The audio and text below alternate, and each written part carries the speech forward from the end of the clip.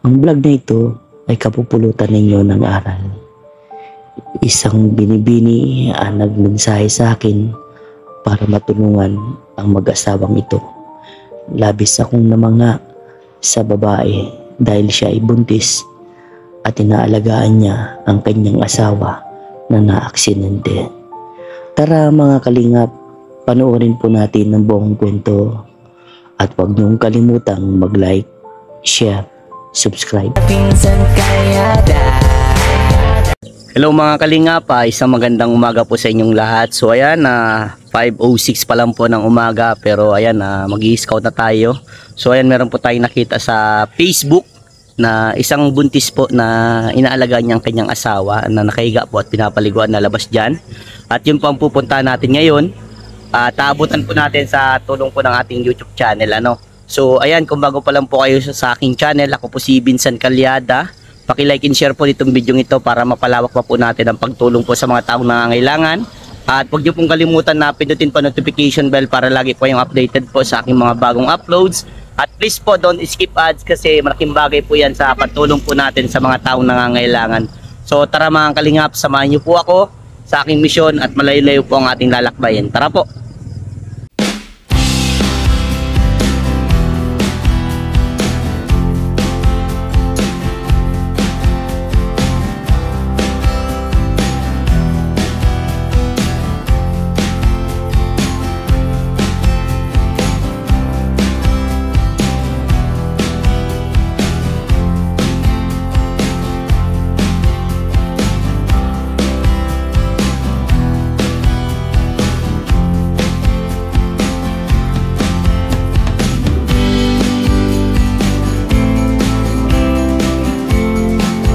Ayan mga kalingap, nandito na tayo sa bahay nila. So ayan, ang dami pong hamog, sobrang ang ganda. So ayan, at kamustahin po natin si kuya at yung kanyang asawa po. Tara po mga kalingap. Hello po, good morning po, pwede po magtuloy po. Papasok po ka. Ayan mga kalingap, ito po yung kanilang bahay, grabing sahig. Pwede po magtuloy po yan. Ayan mga kalingap, papasok ako ha. So, ayan. Bro, magandang umaga. Ako si Vincent Calyada, isang charity vlogger mula sa Team Kalingap. At ito si Mrs. mo. Ate, anong pangalan niyo ate? LJ po. LJ. LJ. Ikaw bro, anong pangalan mo? Christopher. Anong nangyari sa iyo? Bakit nakahiga ka na lang? Nabanggaan. Nabanggaan? Paano pangyayari? Galing ako ng kinasal kasi yung barkada ko. Oo. Isang pulis. Nung pauwi na sana ako, nagpahatid naman yung nagtakbong kagawad ng Malangkaw. Ngayon, nung pabalik na ako, may padating na isang 3 wheels na parang chariot. Nakatulog yung driver, sumalpok sa akin. So, ano yung naging dahilan mo ng mo? Bakit lagi nakahiga ka? Fractured yung buto ko sa hita, tas nadurog. So, may possible na maging okay pa naman daw? Matatagalan. Matatagalan. Naku. So, anong dating trabaho mo, bro? Sa tindahan. Parang katulong ka sa tindahan, ganun. So, pwede ko bang makita? Okay lang makita yung yung pagkakaano. Mga kalingap. Bali talaga, Yan. Grabe. Grabe yung pangyayari sa iyo, bro. Saklap. So, kailan lang nangyari? April 10. Ay, bago lang, no? No po. So, tapos si Mrs. mo buntis pa. So, paano yan? Paano yung pang hanap-hanap buhay ninyo? Yung, siyempre, manganganak yung asawa mo. Paano yung diskarte nyo ngayon? Ako lang naman nagtatrabaho sa amin dalawa. Tapos ganito pa yung nangyari. Hindi ba tumulong sa iyo yung nakabanga sa iyo? Man, kaso pahirapan. Kapos din sa pahad. Wala rin sila. Gamot na lang po niyang sinusustentuhan. Gamot na lang ang sinisistentuhan. So, matagalan to. Alas kulang natin. Kulang-kulang din kinakapos din sa gamot. Yung supply nila. So, ano yung paraan na pwede nyong gawa para sa matulungan ka? Ano lang sir yung sa gamot. Tapos yung matulungan sana ito pag ano. So, Ate LJ, ano po bang tanging kahilingan mo? Ano po bang gusto niyong tulong po na matanggap po ninyo? Kaya niyan, yung mister niyo, nakahiga na lang din dahil nga sa pagkakadisgrasya. At yun ano, grabe. Hindi natin inaasahan kahit nakaparking ka na lang pala, babanggain ka pa ano. Yun yung mga tinatawag na hindi mo inaasahan na aksidente. So ayan, ikaw po matanong po kita Ate LJ, ano po bang tanging kahilingan niyo po? Maano na lang po yung sa ano niya, yung sa gamot niya. Tapos po yung sa pag-ano ko nga po. Sa pag-anak mo. Yun ang tanging kahilingan mo. Ilan taon ka na po Ate LJ? 17 po. 17? Bata pa siya ano. Ilan taon ka na bro? 26. 26. So, buti okay na sa magulang niya na nakasama mo siya. Okay. Kala ko nga nung naunang nakilala ko yan, ano eh. 22 ganun. Ang laki kasi. Oo, laking tao niya. Pero okay lang nasa magulang mo na nasawa ka ni bro. Opo. So ayun, by the way, okay lang ba na itong video ito ay lumabas sa YouTube ko, sa Facebook, sa social media kasi dito ako kumukuha ng pantulong. Okay lang ba bro? Okay lang. Apo. Sa iyo Ate LJ, okay lang? Opo. So yun, ang tanging kailangan nyo na matulungan kayo sa pampaanak mo, sa pampagamot sa iyo bro. Ano yung pumasok sa isipan mo bro na ganito yung nangyari sa iyo? Ano yung pumapasok sa isipan mo na bakit nangyari sa ito? Siguro, pagsuko na lang. Pagsuko na lang din. Kasi, ito nga, inaabot na. Pero malalagpasan din naman siguro. Wala namang pagsubok na hindi kayang lagpasan. Ang tanging pinaka mabisa dyan bro, magano ka, magdasal ka lang. Yeah. Dahil hindi mo naman ginusto yun, di ba? So, napakahirap na ganitong sitwasyon na nangyari sa iyo. Lalo na, siyempre, mga anak ng misis mo. Ganito pa. Ano? Tapos ganito pa ang nangyari. Tagal-tagal ka na din nakahiga, no? Opo. Magdadalawang pa na ngayong June 15. Grabe. So, pero yung mga daliri mo sa paa, nagagalaw mo? Hindi po gaano. Palanggar, ganyan lang. Tinahi po kasi ito ay nawasak po yun. Grabe. Nagnanga. Yung binangga ka na walang kang malay. 10 seconds. Talagang malakas yung pagkakasalpok, ano? Kasi palusong kasi yung sa school baga lang malangkaw. Palusong yun. Kaya malakas yung impact sa akin. As nang malay ako. Di ko nga naramdaman yung wasak. Nasugat ko tapos nakilo na ito. Hindi mo naramdaman. Naramdaman ko na lang. Nagtaas na po itong ganito niyo po. Nagtaas po sa Ano ganito. nagsampay yung sa ganun. Grabe yung legs mo. Ano nga talaga siya. Nung nagdi-4. Nagmalay na lang ako na pinabuhat na ako ng rescue. Doon ka na nagmalay. So, ano yung bagay na natutunan mo ngayon, bro?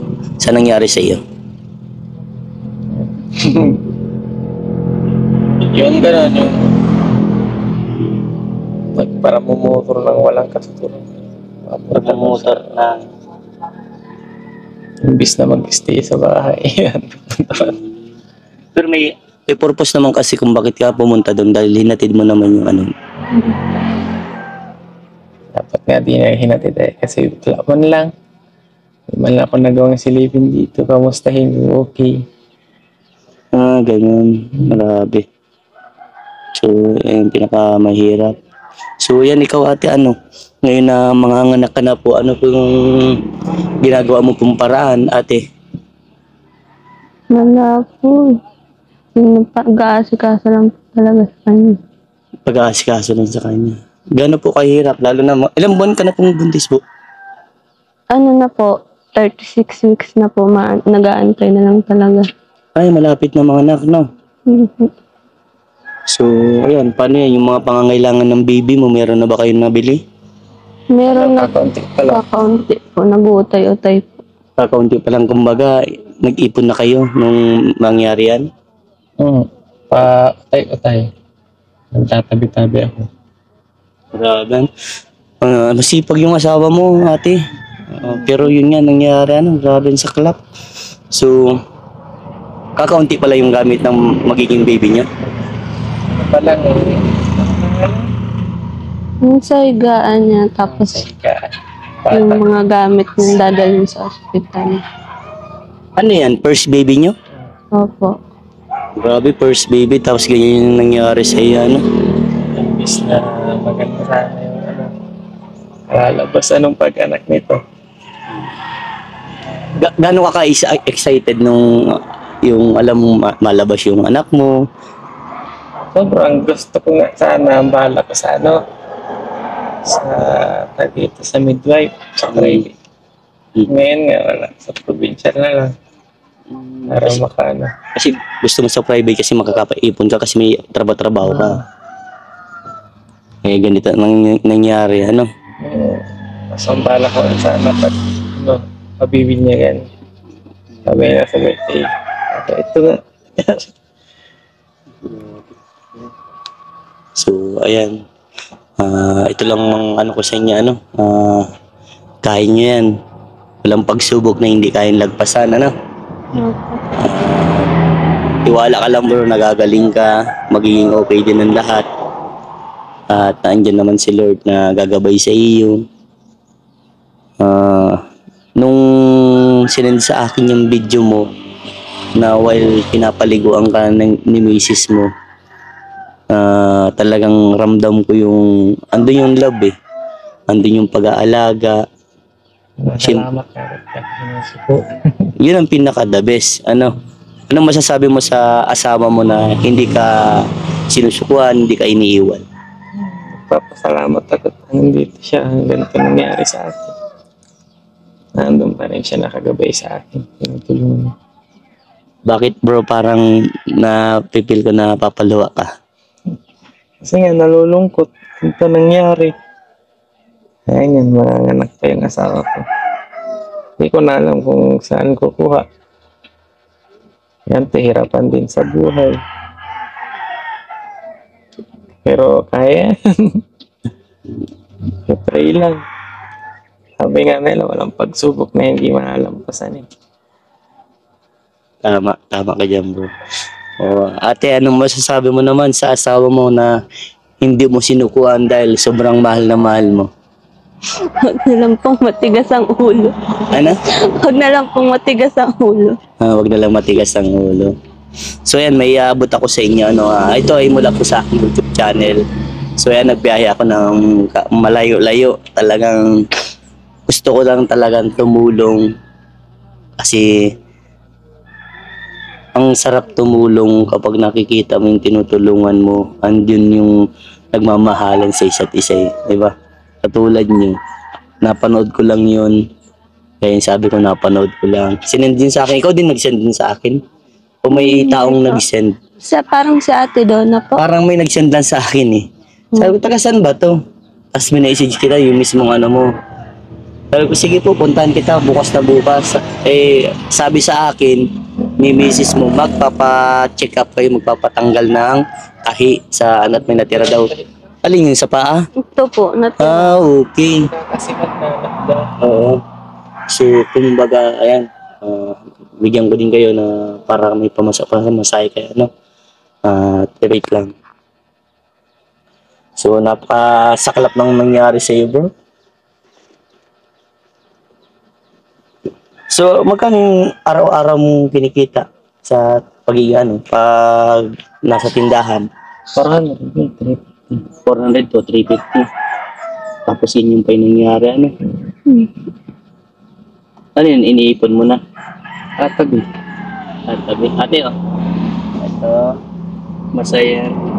Tapos pambiling gamot. Ano ate? Yan. Pamasaya at pambiling gamot ninyo, ano? Salamat po. Sana makatulong yung binigay ko, ano, sa inyo, bro, ano? Malaking bagay na po yan. Ate, anong masasabi mo sa natanggap nyo po? Salamat po at may pambili na siyang gamot.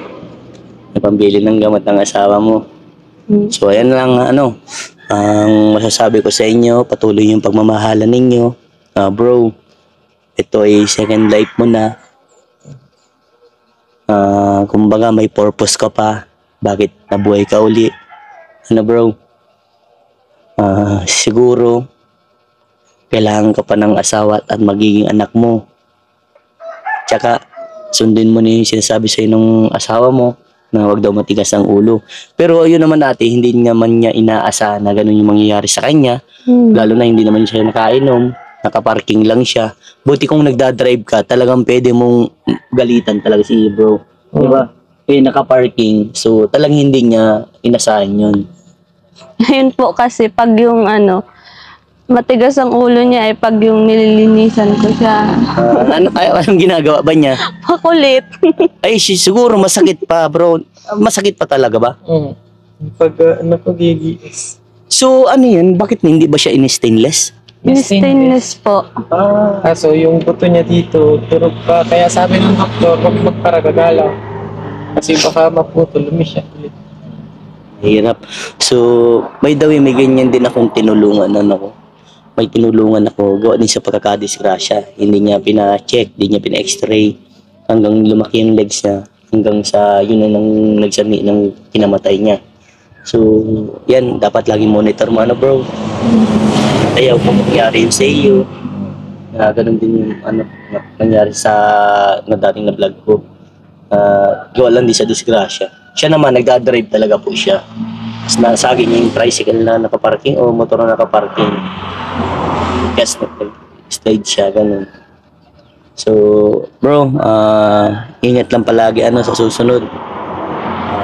Labayan kayo ni Lord. At sana ayos yung magiging pag-anak mo, ate. Yan, pagmahalan lang kayo, ate. Masaya po ba kayo sa nangyari today? Masaya po. Maraming salamat. Muli ako si Vincent Calyada, isang charity vlogger mula sa Team Kalingap, at kinagagala ko kayo na makilala din. Yan, at hayaan nyo na kapag mayroong biyayang dumating, dadaling ko dito, Opo, salamat po. Sige. Salamat din bro, Maraming salamat din po.